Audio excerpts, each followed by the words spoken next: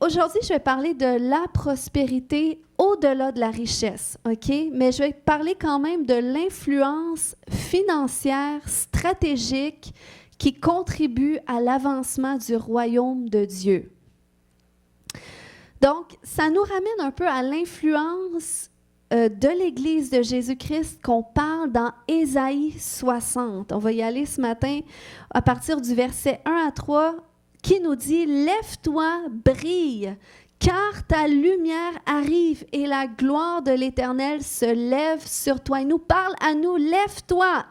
Certes, les ténèbres recouvrent la terre et l'obscurité profonde enveloppe les peuples.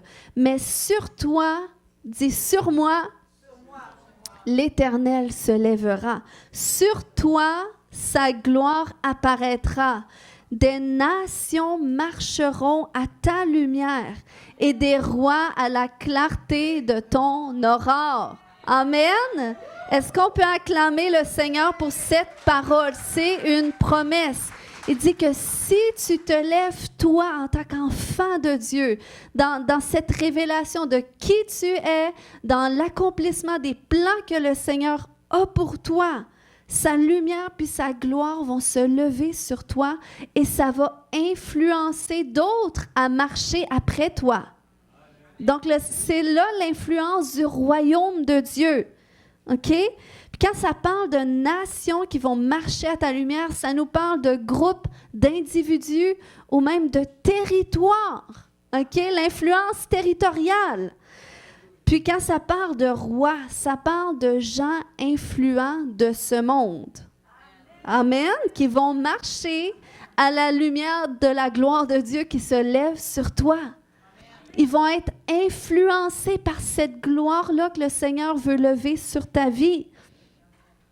Et ça, c'est tout simplement l'accomplissement du mandat de Jésus qui a dit « Allez, faites de toutes les nations des disciples » dans Matthieu 28, 19.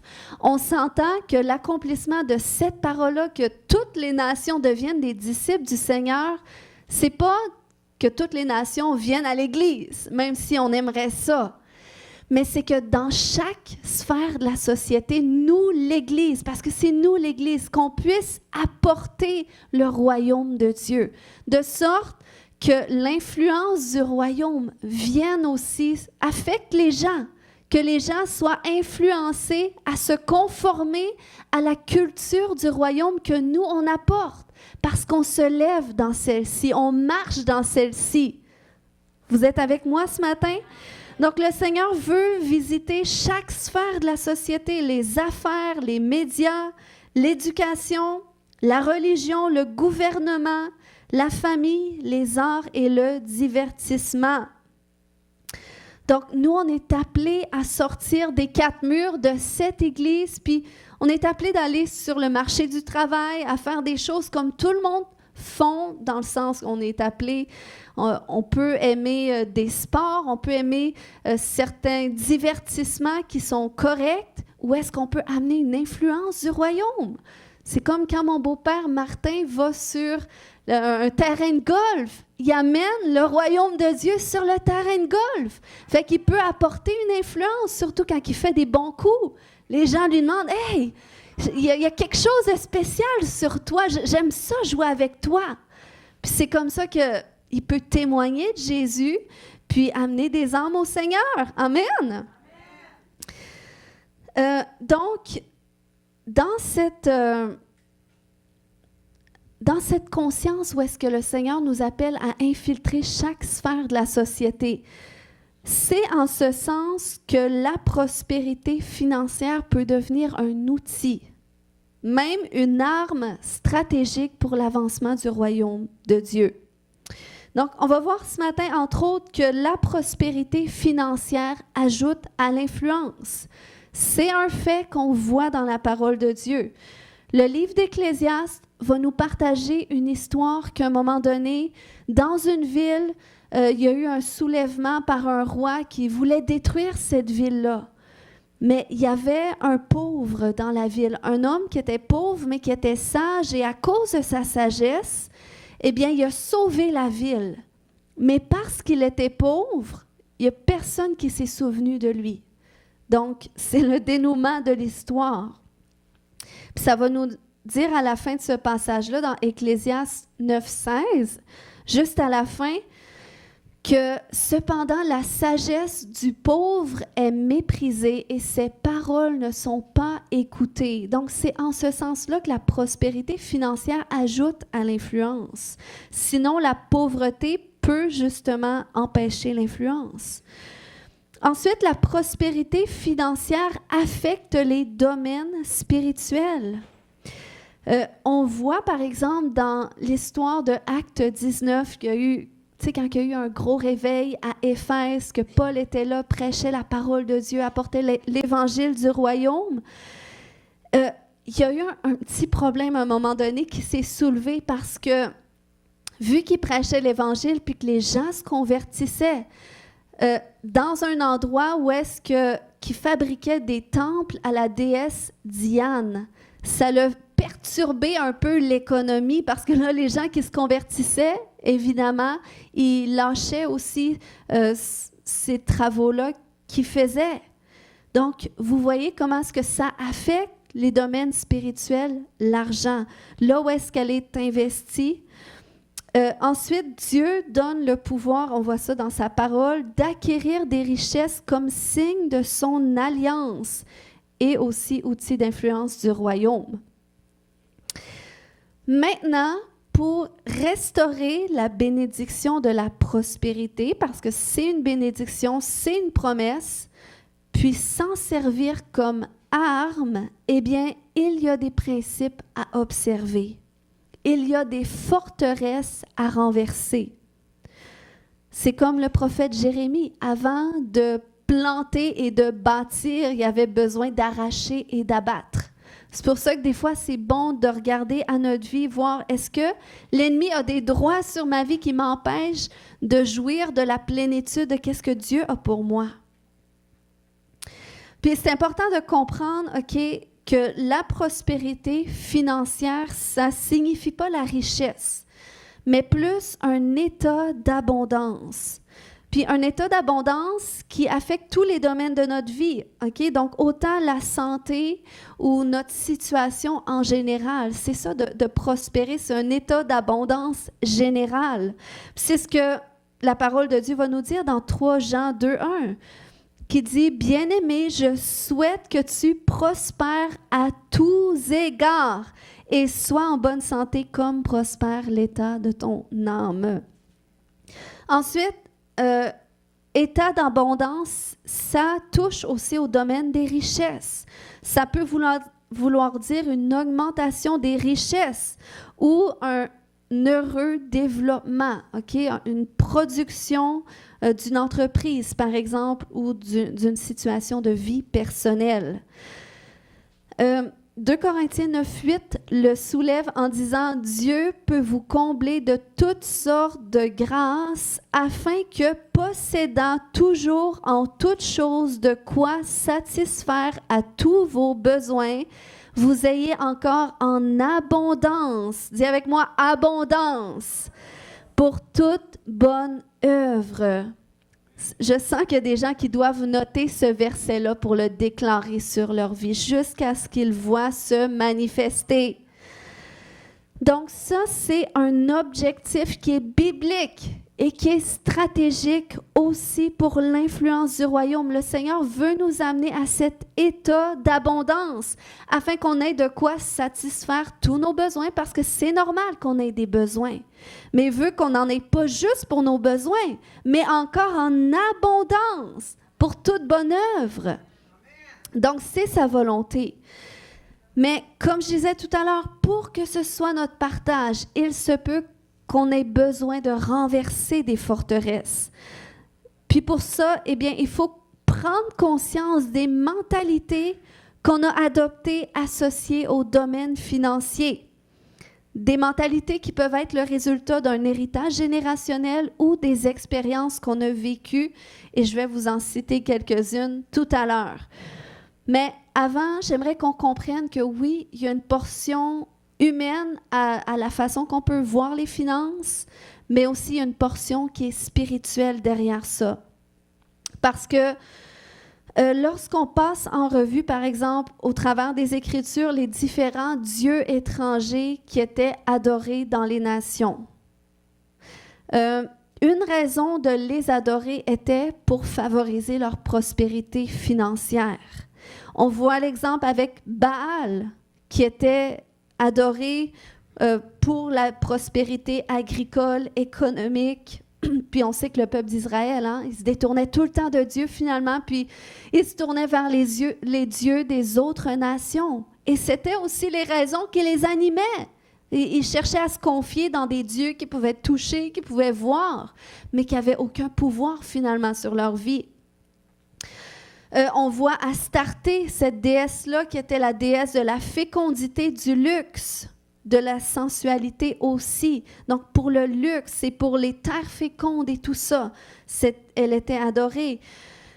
On parle aussi de la divinité Gad, qui était la divinité de la chance et du bonheur, l'espérance en la chance. Il y avait aussi Méni, qui était le dieu ou la divinité du destin ou de la fortune. Donc, vous allez voir tout à l'heure, c'est des choses c'est des dieux qui sont derrière certaines choses qu'on voit dans notre monde. On voit Mammon aussi, OK? Mammon qui était justement adoré d'une façon où est-ce que c'était comme si tes richesses étaient ton maître. Ensuite, on voit Diane, qui revient à la déesse Artémis, qui touchait au commerce religieux lucratif. Puis on voit aussi l'amour de l'argent qui revient comme un certain Dieu qu'on peut servir. Donc c'est pour ça que quand je parle de prospérité, c'est pas de favoriser l'amour de l'argent, mais c'est vraiment de comprendre ce principe-là qui est une bénédiction que Dieu veut déverser sur notre vie. Donc, pour ceux qui sont plus rationnels, ça peut sembler insensé de se confier en quelque chose de plus grand que toi pour la prospérité. Mais même de te confier en toi, OK, en ton propre ventre, comme la Bible dit, ça pointe vers ces faux dieux aussi. C'est pour ça que la Bible nous dit dans Deutéronome 8, 17, 18, « Garde-toi de dire en ton cœur, ma force et la puissance de ma main m'ont acquis ces richesses. Souviens-toi de l'Éternel ton Dieu, car c'est lui qui te donnera de la force pour les acquérir, afin de confirmer comme il le fait aujourd'hui, son alliance qu'il a jurée à tes pères. » Donc, garde-toi de dire, c'est ma force, c'est par ma main, c'est par mes efforts que j'en suis venu à ce point. Non, c'est l'Éternel qui te donne la force. Donc, c'est pour ça que Dieu désire être notre Dieu dans le domaine financier également. Il désire que nous le servions à ce niveau et qu'on reconnaisse que notre prospérité vient de lui, afin qu'on puisse le glorifier dans ce domaine. Vous êtes avec moi? Donc maintenant, je vais exposer certaines mentalités qui peuvent être le fruit de malédictions sur notre vie dans le domaine financier. Premièrement, la chance et la fortune, c'est une mentalité qui baigne dans notre société, de se confier dans la chance, dans le destin en dehors de Dieu. Et ça, on a vu, ça pointe vers ces divinités Gad et Méni. Puis la Bible va nous dire dans Ésaïe 65, 11, « Mais vous qui abandonnez l'Éternel, qui oubliez ma montagne sainte, qui dressez une table pour Gad et remplissez une coupe pour Méni. » Donc, il est en train de dire, vous offrez des sacrifices à ces divinités. Vous vous confiez dans la chance et dans la fortune, dans le destin en dehors de moi, en espérant recevoir quelque chose de moi, mais vous m'abandonnez en faisant ça. Amen. Donc, Dieu est en train de réprimander son peuple. Donc, lorsque tu te confies dans ces choses, tu te confies dans ces divinités. Prenons exemple avec la loi de l'attraction qui est très fort dans notre monde, OK? Qui est cette pensée que si Tu alignes ton cœur, tes pensées, tes paroles, OK, avec la fortune pour attirer l'argent, eh bien, ça va venir à toi. Puis, ça peut ressembler à nous, qu'est-ce qu'on va appeler la foi, OK? Parce que oui, on va apprendre à ne pas s'inquiéter, à se confier en Dieu, à s'attendre à Dieu, à aligner nos pensées avec le succès que Dieu veut nous donner. Mais c'est toujours pointé vers Dieu. On s'attend à lui, on ne se confie pas en nous en disant « j'ai tellement... parce que j'ai tellement médité sur ça, parce que j'ai mis tous mes efforts, j'ai attiré le succès. » Non, ça ne vient pas de nous. C'est une grâce de Dieu.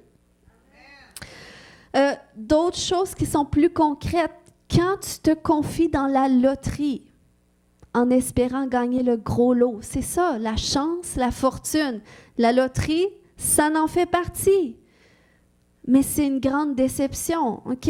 Quand tu espères dans les machines, dans les casinos, dans les applications sur le téléphone, qu'on te dit, on te vend que si tu investis, bientôt tu n'auras plus besoin de travailler. Tu sais, ces fameuses entreprises où est-ce qu'on te vend un rêve? Où est-ce qu'on te dit, investis tant, donne tant par semaine, donne tant par mois, puis tu vas voir, bientôt tu n'auras plus besoin de travailler, l'argent va rentrer. C'est des tromperies. Puis c'est quand on investit notre argent dans ces choses-là, on ne fait que s'appauvrir parce qu'on sème dans des sols qui sont pauvres. Donc, on ne peut pas s'attendre à une récolte. Et il y a des gens, c'est triste, il y a tellement de gens qui s'appauvrissent par ces choses-là puis qui viennent, qui perdent tout. Mais c'est parce que, vous voyez, il y a vraiment quelque chose de spirituel. Il y a des dieux étrangers qui sont à la source de ça parce qu'ils veulent dérober. Ils veulent voler la bénédiction que l'Éternel désire accorder à ceux qui le suivent. Donc, quelques symptômes d'un alignement spirituel avec Gad. La mentalité de pauvreté. La cupidité et l'avarice, qui est l'amour de l'argent, le manque constant, ou la peur de donner, ou la mentalité de pénurie, qu'on te peur toujours d'en manquer, ou la jalousie des bénédictions d'autrui. Ensuite, l'alignement avec Méni, ça peut être qui est le dieu de la destin, de la fortune, ça peut être la recherche de soi, la promotion personnelle constante, okay? La protection personnelle ou la vente du droit d'aînesse, tel que Ésaü a fait. Pour un repas, il a vendu son droit d'aînesse. Il a vendu l'héritage qui lui revenait en tant que premier-né pour nourrir son ventre. Donc, quand tu sers ton ventre, c'est moi, c'est mes projets, c'est ma promotion, c'est la protection de qu'est-ce que moi, je gagne pour moi. OK? Il y a quelque chose de spirituel qui a besoin d'être brisé parce que ça te limite. Peut-être que tu vas réussir à bien vivre, mais peut-être que Dieu aurait plus pour toi. Il y a le vœu de pauvreté. Hein? Qui est familier avec le vœu de pauvreté? C'est quelque chose qu'on voit très fort chez les catholiques, le vœu de pauvreté. Parce que finalement, ça tire son origine du catholicisme. OK? Et ça se transfère de génération en génération tant que ce n'est pas brisé, parce que c'est comme de s'associer à la pauvreté. Puis on le voit même au travers le christianisme même de l'Église évangélique, OK? Parce qu'à une certaine époque, c'était vu comme spirituel de marcher dans la pauvreté. Ceux qui connaissent le témoignage de l'apôtre Jean, vous avez sans doute entendu une partie de son parcours où est-ce qu'il disait qu'au début, quand il a commencé à servir le Seigneur, parce que lui aussi a grandi dans l'Église catholique comme beaucoup de gens de sa génération, eh bien, au début, quand il est rentré dans le ministère, un jour, il vivait sur la route, dans leur voiture, avec toute sa famille. Il n'y avait pas les moyens de s'acheter une maison. C'est comme il avait tout vendu pour servir Dieu, puis il n'y avait rien du tout et c'était vu comme spirituel. Mais vous voyez, c'est une mentalité de pauvreté qui a besoin d'être renversée. Parce que on l'a vu, Dieu veut nous faire prospérer à tous égards. Donc, sa volonté, c'est la prospérité. Ensuite, l'amour de l'argent, qui est une autre mentalité qui est associée avec le désir excessif de richesse ou de possession. Donc, c'est comme si tu n'es jamais satisfait. Tu es toujours plus. Encore une fois, ça pointe vers le service de ton propre ventre, OK? 1 Timothée 6,10 nous dit que l'amour de l'argent est une racine de tous les maux. Et quelques-uns en étant possédés, OK? Tu peux être possédé par l'amour de l'argent, se sont égarés loin de la foi et se sont jetés eux-mêmes dans bien des tourments. Donc, le Seigneur veut nous délivrer de l'amour de l'argent. Ensuite, les mentalités associées au service de Mammon. Matthieu 6, 24 nous dit « Nul ne peut servir 2 maîtres, car ou il haïra l'un et aimera l'autre, ou il sera fidèle à l'un et méprisera l'autre. On ne peut servir Dieu et Mammon, qui est le Dieu de la richesse, le faux Dieu de la richesse. » Puis ça, tu l'adores, c'est inconscient. Lorsqu'on a des alignements comme ça avec des dieux étrangers, en dehors de Dieu, souvent c'est inconscient. Mais on le voit dans notre façon de penser, dans les forteresses qui sont à l'intérieur de nous. Puis quand tu te confies dans tes richesses plus qu'en Dieu, que tu es insécure financièrement, eh bien, il y a peut-être un alignement là qui doit être brisé parce que Dieu ne veut pas que tu sois insécure financièrement. Il veut que tu sois sécure en toutes choses et que tu aies confiance qu'il pourvoit à tous tes besoins selon sa richesse avec gloire en Jésus. Donc, des symptômes d'un alignement avec Mammon. L'insécurité financière, comme j'ai dit, ça peut être aussi le manque d'argent constant ou la mauvaise gestion de l'argent ou la mentalité du « j'en ai pas les moyens », les achats impulsifs, la peur de donner, la cupidité, un désir immodéré d'acquérir ou d'acheter des choses, le mécontentement jamais satisfait. Donc, on va voir dans la parole de Dieu qu'une des façons de contrôler la cupidité, de vaincre cela, eh bien, c'est vraiment d'apprendre la générosité. OK? La Bible va nous recommander de chercher le royaume de Dieu en premier. Il va dire dans Matthieu 6, 25, « C'est pourquoi je vous dis, ne vous inquiétez pas pour votre vie, de ce que vous mangerez, ni pour votre corps, de quoi vous serez vêtus. La vie n'est-elle pas plus que la nourriture, et le corps plus que le vêtement? » Dans Matthieu 6, 33, « Cherchez premièrement le royaume de Dieu et sa justice. » Et toutes ces choses que vous avez de besoin, Dieu vous promet qu'elles vous seront données par-dessus, au-delà. OK? Aussi, une autre mentalité qui peut être inconsciente, c'est de s'associer au vol. Et ça, c'est quand tu as peur qu'il t'en manque. Donc, c'est comme si tu retiens la part que tu devrais donner, que ce soit tendre la main à quelqu'un qui est dans le besoin ou que ce soit donner la part qui revient à Dieu. On voit une histoire dans le livre de Josué où est-ce que Dieu avait recommandé au peuple de ne prendre rien du butin chez le peuple qu'ils iraient conquérir. Mais il y a une personne qui s'appelle Akan, qui a fait à sa tête, qui a dit qu'elle était trop tentée par certaines choses du butin. Elle a décidé de les voler, de les prendre, faire comme si il n'y a personne qui va s'en rendre compte, même si Dieu a dit que ça serait voué pour interdit, qu'on ne pourrait pas le prendre. Moi, je vais me prendre cette part-là pour moi, je ne le dirai pas. Mais ça l'a attiré une malédiction. Parce que le peuple d'Israël qui était pour vaincre un certain peuple, suite à cela, ils n'ont pas réussi à le vaincre. Pourtant, ils étaient sûrs parce qu'ils étaient beaucoup moins nombreux qu'eux, puis ils étaient certains d'avoir la victoire. Mais à cause de ça, parce qu'ils ont volé une part qui devait revenir à Dieu au complet, eh bien, ils n'ont pas été bénis. Puis Dieu va reprendre un petit peu cette pensée-là dans Malachie 3, au verset 8 et 9. Il va dire « Un homme peut-il voler Dieu? Même dans tes biens, tu peux voler Dieu. » Et là, il dit, le peuple dit En quoi t'avons-nous donc volé? Et Dieu, à ce moment-là, parlait sur les dîmes et sur les offrandes. Et il a dit, parce que vous me volez, parce que vous m'oubliez à cet effet, vous êtes sous le coup d'une malédiction. Puis la dîme, à ce moment-là, c'était un commandement que Dieu avait instauré chez tout le peuple d'Israël depuis le désert avant d'entrer dans la terre promise.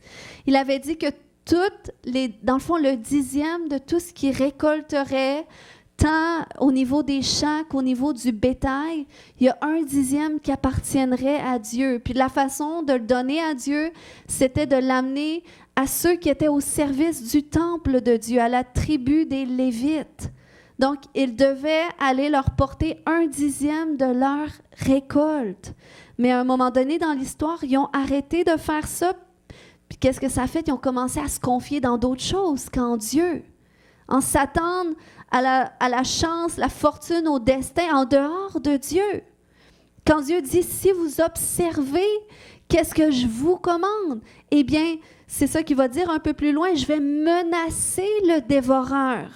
C'est ça qu'il dit, si on arrive au verset 10, il dit « Apportez donc vos dîmes dans leur totalité au trésor du temple pour qu'il y ait des vivres dans ma demeure. De cette façon-là, mettez-moi à l'épreuve. » Le Seigneur des armées célestes déclare « Alors vous verrez si bien, de mon côté, je n'ouvre pas les écluses des cieux pour vous et que je ne vous comble pas avec surabondance de ma bénédiction. » Donc, le Seigneur, il disait, mettez-moi de la sorte à l'épreuve. Puis un peu plus loin, il dit, je vais menacer le dévoreur pour vous parce que vous m'honorez avec vos biens, parce que vous me donnez la part qui me revient. Mais quand tu voles cette part-là même qui pourrait revenir à Dieu, que tu ne l'honores pas avec tes biens, ça attire une malédiction sur toi. Donc ça, c'est des principes, mais c'est des mentalités aussi qu'on doit revisiter. La peur du manque, l'insécurité financière. Si tu te confies en Dieu, tu ne devrais pas avoir ces choses-là. Parce que sinon, peut-être, tu penses que c'est ta propre main qui t'occasionne ta prospérité, mais non, c'est Dieu aussi. Donc, des principes fondamentaux du transfert de richesse ce matin, OK? Premier principe, c'est que Dieu se réjouit de la prospérité de ses enfants. C'est pas un péché, la prospérité. Tu n'es pas moins spirituel parce que tu es prospère. Il a dit dans Proverbe 8, 18 à 21, « Je suis accompagné de la richesse et de l'honneur. » Il a dit, « L'or et l'argent m'appartiennent. De biens durables, de la justice. Mon fruit est plus précieux que l'or. Oui, même que l'or le plus fin, et les profits que je rapporte valent mieux qu'un argent de choix. Je marche sur la voie de la justice et je suis les sentiers de l'équité pour combler de biens ceux qui m'aiment et remplir leurs trésors. » Si tu aimes Dieu, il veut te combler de biens et remplir ton trésor. Amen? Deuxièmement, obtenir des richesses, c'est exercer une influence dans les royaumes de ce monde. Dieu, il veut que tu passes d'un simple travail à des positions d'influence. On le voit avec Joseph. Il a passé d'un esclave après un prisonnier, mais il a toujours été dans des positions d'influence. Il s'est rendu dans des positions d'influence par la main de Dieu. Pourquoi? Parce qu'il travaillait lui aussi. Il donnait le meilleur de lui-même. Il regardait toujours à plus, OK, en fonction de la capacité que Dieu avait mis en lui, bien sûr. Mais il ne s'assoyait pas sur ses conditions. Et j'aimerais t'exhorter ce matin de ne pas t'asseoir sur ta condition, d'aller chercher le plus que Dieu a pour toi. Dieu veut te faire prospérer. Il veut te bénir. On a vu, je vous ai raconté l'histoire de l'homme pauvre qui était sage, mais à cause de la pauvreté, il a été méprisé. Puis Proverbe 19,4 va nous dire que la richesse se fait beaucoup d'amis, mais le pauvre est séparé de ses amis. Donc, quand on parle d'influence, c'est à ce niveau-là. Puis, ça ne veut pas dire que, je veux dire, tu marches dans une condition financière qui est difficile, que tu es méprisé ou que tu es rejeté. Mais je veux t'exhorter que le Seigneur veut te bénir, quelle que soit ta condition. Puis quel que soit, même l'apôtre Paul va nous dire, quelle que soit la condition dans laquelle vous avez rencontré Dieu, continuez ainsi, continue comme ça, mais sois un bon intendant de qu'est-ce que Dieu met dans tes mains. Si tu sais que tu es capable de plus, si tu sais que tu es capable d'accomplir plus, ne te limite pas par la peur de ceci ou cela, mais cherche à être un bon intendant. Regardez, Jésus a dit dans Luc 16:9, « Faites-vous des amis avec les richesses du monde afin que, après les avoir perdus, vous soyez accueillis dans les tabernacles éternels. » Donc, même Jésus enseignait l'importance de l'intendance des richesses du monde, des biens matériels. Faites-vous des amis, soyez des bons intendants, investissez bien de sorte que vous puissiez par la suite avoir aussi votre récompense qui vient avec. Troisièmement, acquérir des richesses, c'est prendre pouvoir sur le royaume des ténèbres. On l'a vu avec l'apôtre Paul. Quand il a prêché l'Évangile, ça a renversé l'économie qui faisait virer les finances du royaume des ténèbres. Donc, c'est pour ça que si on réalise que le diable cherche à contrôler les richesses de ce monde, mais Dieu a dit « l'or et l'argent m'appartiennent ». Puis si on peut réaliser que si l'Église de Jésus-Christ peut être favorisée financièrement, ça va permettre au royaume de Dieu de pouvoir s'étendre, puis avoir un plus grand impact, puis renverser le royaume des ténèbres. OK? Ensuite, un autre principe, la prospérité fait partie de notre alliance avec Dieu. Dieu a dit dans Josué 1:8 que ce livre de la loi ne s'éloigne pas de ta bouche. Médite-le jour et nuit afin que tu prennes garde à faire selon tout ce qui est écrit. Alors tu feras réussir tes voies et alors tu prospéreras. Amen. Dieu promet par son alliance. C'est un témoignage de son alliance lorsque tu prospères à tous égards. Un autre principe, c'est que la richesse des générations perpétue la prospérité. OK? Donc, c'est une bénédiction. Lorsque il y a les générations après nous vont jouir au nom de notre prospérité. Ça se transfère d'une génération à l'autre. Proverbe 13:22 nous dit que l'homme de bien laisse un héritage aux enfants de ses enfants. Même Psaume 112 va dire « Louez l'Éternel, heureux l'homme qui craint l'Éternel, qui trouve un grand plaisir à ses commandements. Sa postérité sera puissante sur la terre. » Ça dit « La génération des hommes droits sera bénie. » Qui veut voir sa génération être bénie, les générations qui vont suivre? Il dit « Il a dans sa maison bien-être et richesse. » C'est Dieu qui le promet. Un autre principe, c'est qu'il faut être prêt à travailler pour recevoir la faveur puis la bénédiction du Seigneur. C'est pas en restant à la maison, en espérant par la foi que Dieu te rende prospère. Tu dois aussi travailler. C'est une responsabilité. Dans le jardin d'Éden, avant la chute, l'homme a reçu quoi? L'ordre de cultiver le jardin, l'ordre de travailler. Donc, le travail, c'est un appel de Dieu. Tu es appelé à travailler. L'apôtre Paul va dire, celui qui ne veut pas travailler, qu'il ne mange pas lui non plus. Donc, même la Bible nous exhorte à travailler. C'est une bénédiction. C'est bien que tu fasses du bénévolat, mais si ça vole ton temps, ça t'empêche d'être prospère, il faut poser la question à Dieu. Des fois, ça peut être ton appel. Mais peut-être que Dieu t'appelle aussi à travailler. Si Joseph prospérait, c'est parce qu'il travaillait, c'est parce qu'il faisait quelque chose. La Bible va nous dire que Dieu faisait prospérer, pas qu'est-ce qu'il faisait pas, mais tout ce qu'il faisait, OK? Et c'est comme ça qu'il attirait la faveur sur lui.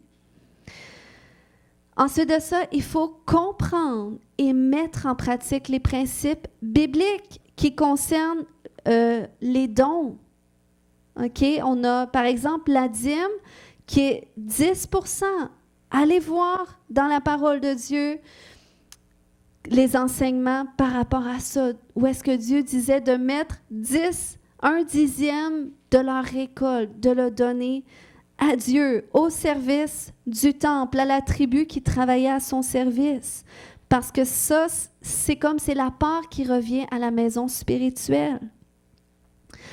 Moi, je me souviens, quand je suis venue au Seigneur, c'était un sujet qui était quand même controversé. La personne qui m'avait apporté au Seigneur, elle disait « Ça fait partie de l'Ancienne Alliance, c'est plus des choses qu'on doit observer et tout. » Fait que quand je suis venue, parce que c'est pas la première église que j'ai joint, l'église de Centre, puis quand j'ai joint l'église de Centre, je m'en souviens, j'avais envoyé un gros courriel en disant « C'est plus d'actualité, vous nous demandez de donner la dîme et tout ça. » Puis je dénonçais ça. Puis merci Seigneur, parce qu'ils ont vu quand même que j'étais jeune dans la foi et tout ça, puis ils m'ont vraiment accueilli avec amour. Tu sais, ils auraient pu dire « On peut pas y faire confiance à elle. » Mais ils ont vu quand même le potentiel de Dieu. Mais c'est juste pour dire, des fois, on peut avoir des attitudes qui sont méprisables, mais Dieu voit nos cœurs. Hein. Puis, même à cette église, même si vous n'êtes pas parfait, on va vous aimer quand même, OK?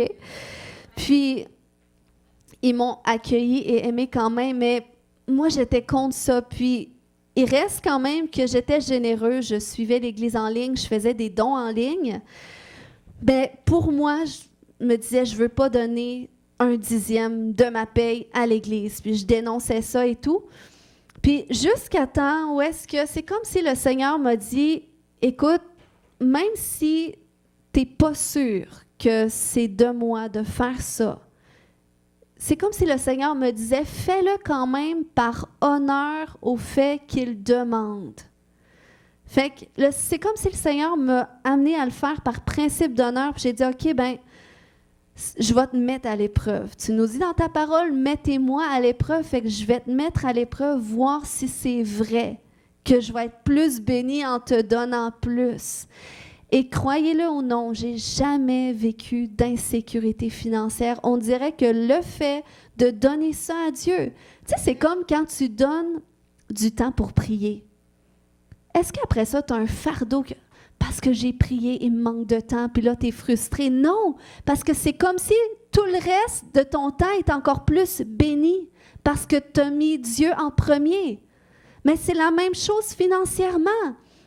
Si tu donnes la part que Dieu te demande de lui donner, mais tu ne stresseras pas avec le reste.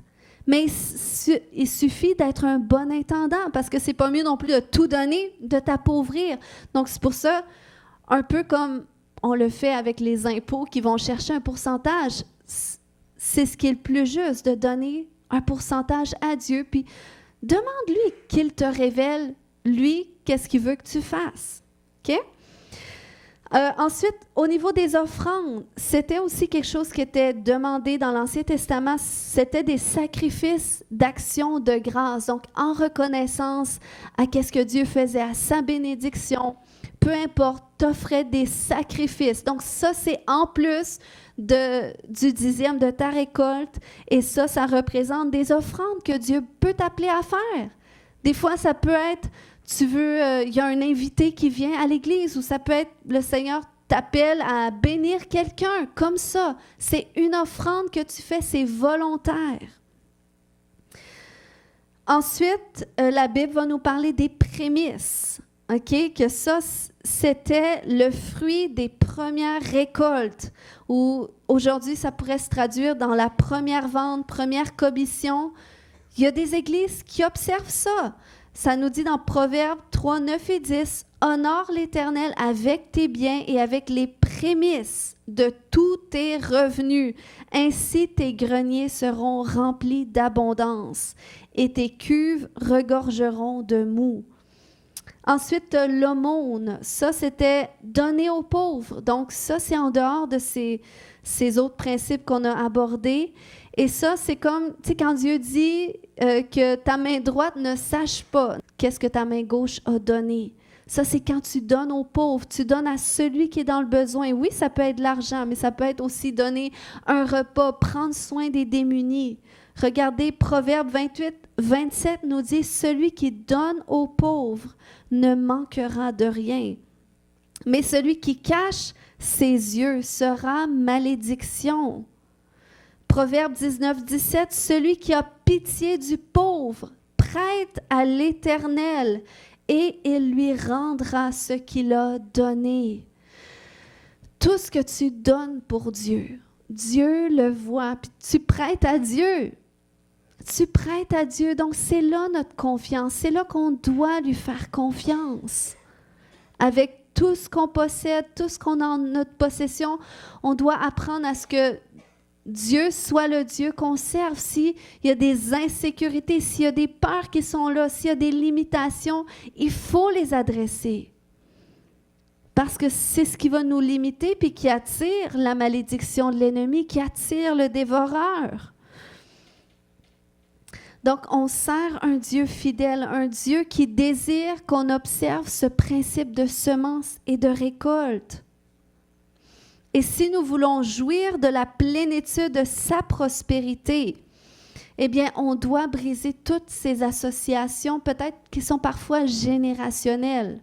C'est des mentalités générationnelles qui perpétuent, mais qui doivent se briser à nous. Puis c'est ce qu'on va faire tout à l'heure. On va prier en cette direction-là. Puis on doit, oui, briser les associations avec ça, mais on doit aussi observer les principes de Dieu, chercher le royaume de Dieu en premier, en l'honorant avec nos biens. Puis on doit aussi chercher sa sagesse pour être des bons intendants, parce qu'on ne veut pas non plus investir dans des sols pauvres. On ne veut pas même semer dans des sols qui vont être pauvres où est-ce qu'on n'aura pas de récolte. Parce que même on peut associer une prière à notre semence, à dire, voilà Seigneur, pourquoi je sème. J'aimerais à ce moment, en conclusion, faire témoigner Jonathan sur quelque chose associé au domaine financier. Le Seigneur nous donne différentes grâces, puis Dieu a vraiment conduit Jonathan à apprendre aussi ce principe de générosité. Puis, le Seigneur, en tout cas, il va nous raconter comment Dieu l'a inspiré à faire des investissements. Okay? Quand je parle de semer, ce n'est pas que des fois donner à ceux qui sont dans le besoin ou à l'Église, mais aussi c'est investir au bon endroit. Puis le Seigneur a conduit Jonathan à faire des bons investissements. Il lui a donné la sagesse qui nous a vraiment permis certaines prospérités. Donc, Jonathan, je vais te faire partager.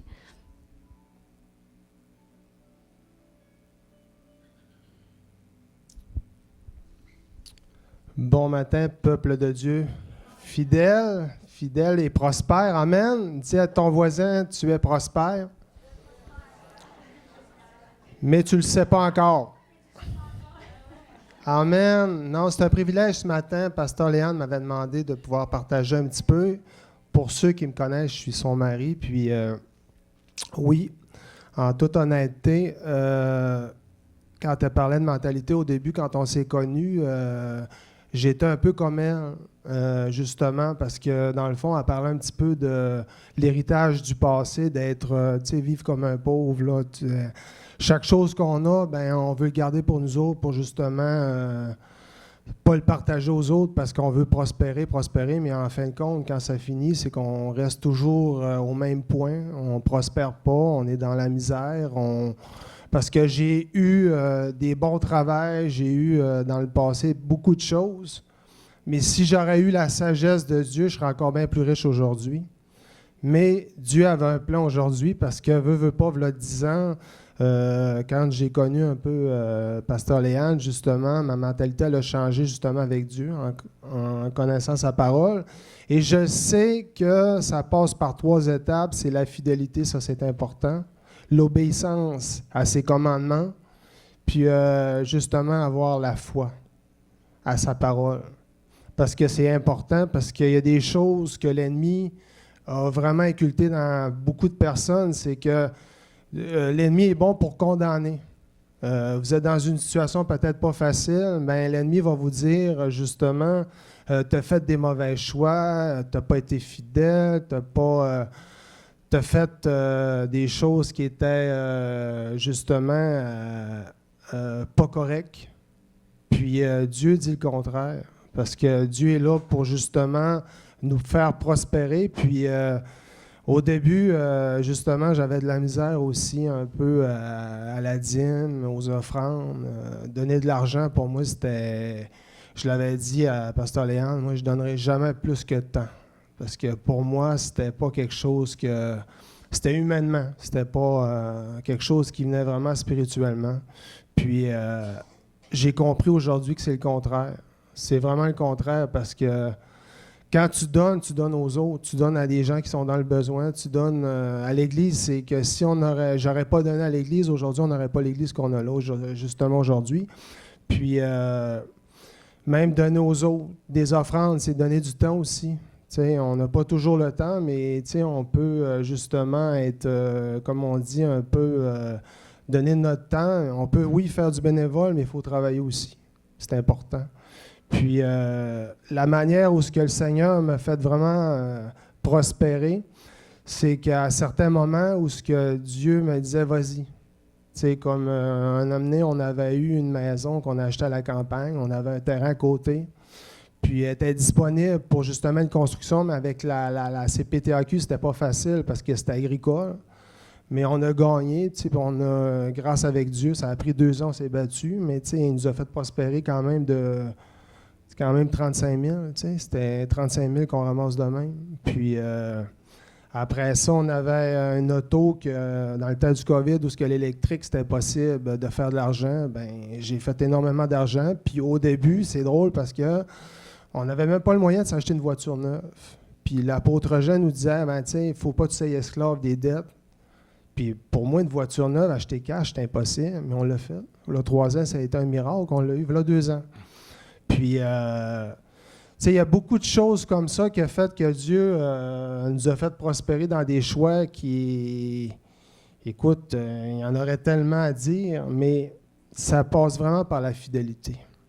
Puis, en tout cas, je rends gloire à Dieu parce que on a eu des gens qui étaient dans le besoin. À certains moments, on donnait, puis on savait qu'on recevait. Mais c'est sûr qu'on ne peut pas donner à tout le monde non plus parce qu'il y a la sagesse aussi. Puis je sais que l'Église, on est une Église qui prospère. Puis je trouvais qu'un matin, son message était vraiment bon parce que on sentait que l'ennemi est souvent là pour nous culpabiliser, pour nous dire, regarde, on ne prospérera pas, vous êtes toujours justement dans des dettes ou quoi que ce soit. Non. Regardez en avant. Puis quelque chose que j'ai appris aussi, excuse-moi, je prends beaucoup de temps. Quelque chose que j'ai appris aussi, c'est qu'au début, dans les cours Kairos, il y avait la finance et prospérité. Il y avait un cours là-dessus, puis dans des petites choses simples qu'on fait, dans des petites choses où ce qu'on peut sauver, c'est dans des rituels qu'on fait justement de, mettons, tous les jours aller chez Tim Hortons, s'acheter un café puis une beigne, bien, vous mettez ça de côté, vous n'y allez plus, vous prenez votre café à la maison. Puis ça paraît pas, c'est 25$ par semaine. Puis un année, tu t'aperçois, tu as 100$, bien là, tu claires la plus petite dette. Puis un année, tu claires. Puis un année, bien, ta grosse dette est éclairée. Parce que nous, on n'a pas de dette, là, à part notre maison. Mais c'est gloire à Dieu. Parce qu'on n'en veut pas de dette, nous. Mais on n'a pas toujours été comme ça. Là. On était plusieurs années. Là, écoute, on avait des meubles usagés. Hein? Ah oui, on avait à peu près une 20aine de mille en dette. Mais si vous avez des cartes de crédit, bien, c'est les premières choses à rembourser. Parce qu'il y a tellement d'intérêts. Puis même au niveau des actions, j'ai des actions que Dieu m'a données. Puis pourtant, je donne 1$, puis ma compagnie me donne 1$. Fait que je prends le maximum, puis ces temps-ci, on a amené... il y a beaucoup de gens qui sont dans le besoin où ils ont peur, sortent leurs actions. Moi, je ne les ai pas sorties, mes actions. Puis dernièrement, ça monte, ça n'arrête pas de monter. Il ne faut pas avoir peur. Puis ayez confiance en Dieu parce que je le sais qu'il y a du potentiel dans chacun d'entre vous, puis que vous ne le savez pas. Regardez sur ce que vous avez, puis où est-ce que vous pouvez prospérer avec ce que vous avez. Amen. Amen. Amen. Qui aimerait que Jonathan fasse un message là-dessus avec des choses concrètes? Parce qu'il y a vraiment une grâce, une sagesse pour les finances. Puis, je vous dis, on était mané vraiment dans le trou, puis on a dû faire des choses pour se relever. Le Seigneur nous a aidés, le Seigneur a donné la sagesse à mon mari, mais pour qu'on puisse vivre des témoignages comme il vous a raconté. Puis, il a parlé d'obéissance et de sacrifice. Moi, quand j'ai rencontré Jonathan, il était content parce que lui, il souffrait un peu d'insécurité financière en plus. Mais quand je l'ai rencontré, moi, j'avais un bon travail, j'étais dessinatrice en bâtiment, tout ça. Fait que, lui, il était content, il disait la sécurité financière, tout ça. Mais là, 1 an et demi après, on a notre premier enfant. J'y annonce que je veux quitter mon travail pour être avec mes enfants, mais je sais qu'il voulait que je travaille, fait que j'ai ouvert une garderie en même temps. Mais là, après ça, je sentais que c'était mon temps, puis le Seigneur m'appelait à prendre vraiment le mandat pastoral à temps plein. Puis, c'est comme, de plus en plus, je dégradais, je veux dire, tu ne deviens pas pasteur pour les avantages fiscaux ou financiers, mais c'était des pas de foi, des pas d'obéissance. Puis, le Seigneur a donné la grâce à mon mari d'avoir la foi aussi, puis d'embarquer. Puis, quand on obéit comme ça, ben, Dieu nous fait prospérer, Je veux dire, on pourrait dire avec les chiffres qu'on a peut-être moins d'argent qu'en rentrée au début, mais on est plus prospère, Fait que c'est comme ça que Dieu fait les choses. C'est la bénédiction. La Bible nous dit que la bénédiction du Seigneur enrichit et il la fait suivre d'aucun chagrin. Donc, ça, c'est quand on est fidèle avec ce qu'on est, puis qu'on voit, ben, c'est ça, c'est de régler nos dettes. Le Seigneur, il veut pas qu'on emprunte finalement, il veut qu'on prête à beaucoup de nations. Donc, c'est une promesse aussi. Mais pour ça, on doit régler nos emprunts, on doit régler nos dettes, puis demander la sagesse de Dieu, il va nous la donner. Amen. Donc, on va prier dans quelques instants. Puis, si ce message vous a parlé, parce que, peut-être que vous êtes à cet endroit où est-ce que peut-être vous n'êtes pas si mal, mais il y en a, c'est une malédiction. Tout ce qui rentre, tu ne le vois pas. C'est comme si tu avais les poches percées. Puis ça, le Seigneur, il veut vraiment te délivrer de ça. Il veut te faire prospérer. Il a dit, il veut que tu en aies suffisamment pour combler tous tes besoins, puis que tu en aies encore avec surabondance pour pouvoir être une bénédiction aussi pour celui dans le besoin.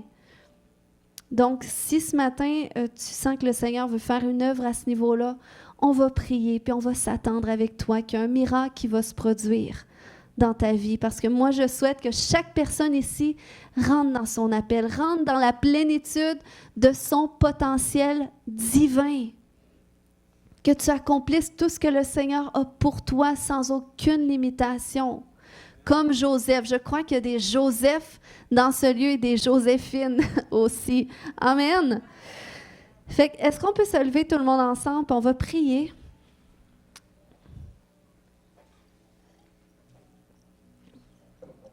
Vous allez répéter après moi, puis c'est vraiment, on va prier parce que des fois, c'est dans les générations avant nous, on n'est pas conscient de tout ce qui a été fait, parce que si, par exemple, tu viens d'une famille où est-ce que ça dépensait dans les machines, dans la loterie, tout ça, ben on voit qu'il y avait une alliance démoniaque à quelque part. Si tu viens d'une famille qui vendait de la drogue, qui achetait de la drogue, ben c'est toutes des choses qui tournent vers ces dieux-là, vers Mammon, le désir de posséder de l'argent.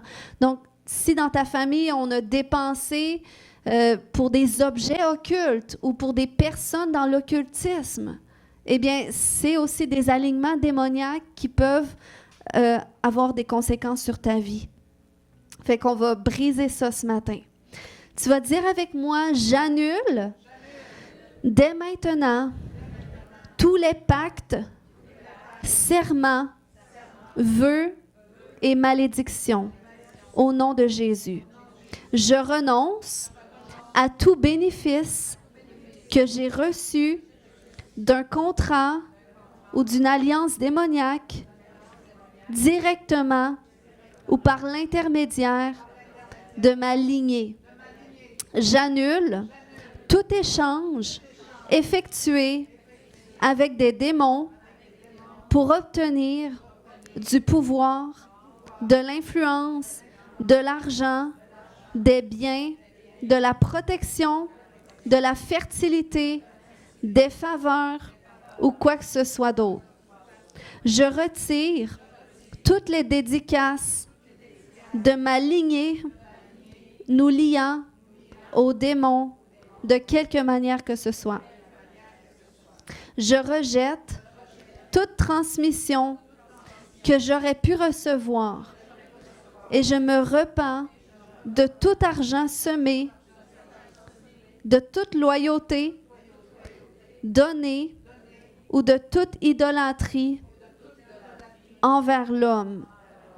Je renonce à toute affiliation avec les personnes et ministères suivants et je te demande, Jésus, de me séparer d'eux en esprit. Donc, s'il y a des gens, des personnes que tu as semées, ça peut être une voyante, ça peut être n'importe quoi, un pasteur que finalement, ce n'était pas un vrai pasteur, un sorcier, peu importe, ou un ministère. Si tu as semé de l'argent avec des gens qui étaient dans l'occultisme, nomme-les maintenant. Dire, Seigneur, je me dissocie de telle personne, de telle personne, de telle personne. Alléluia. Si tu te rappelles des noms, dis-les.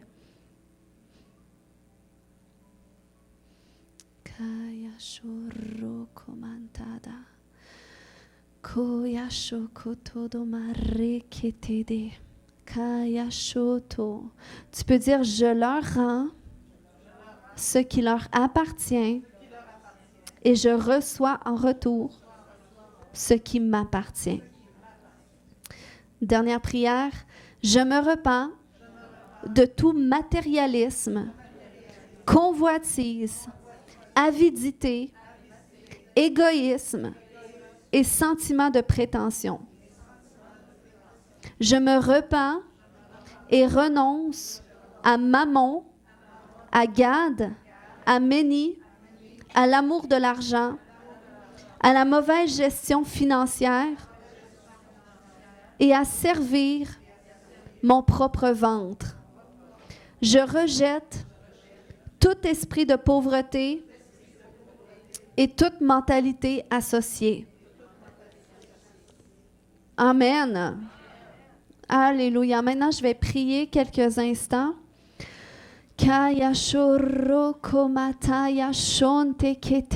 le nom puissant de Jésus, j'ordonne à tout esprit démoniaque qui touche à la malédiction, qui n'a plus de droit légal à cause de ce qui a été renoncé. Dans le nom de Jésus, je vous commande maintenant de quitter les enfants de Dieu.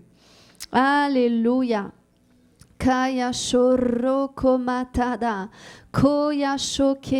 mets fin à toute malédiction de pauvreté qui était sur votre vie. Dans le nom de Jésus, je renverse toutes les forteresses associées à ces malédictions maintenant. Et j'appelle le feu de Dieu sur toi qui consume tout maintenant. Au nom de Jésus, afin que tu sois libre, afin que tu sois libre. Afin que tu sois libre du service à Mammon, à Gad, à Méni, à l'amour de l'argent. Dans le nom puissant de Jésus, j'anéantis ces choses maintenant par le feu du Saint-Esprit. Alléluia. Kaya shokoto.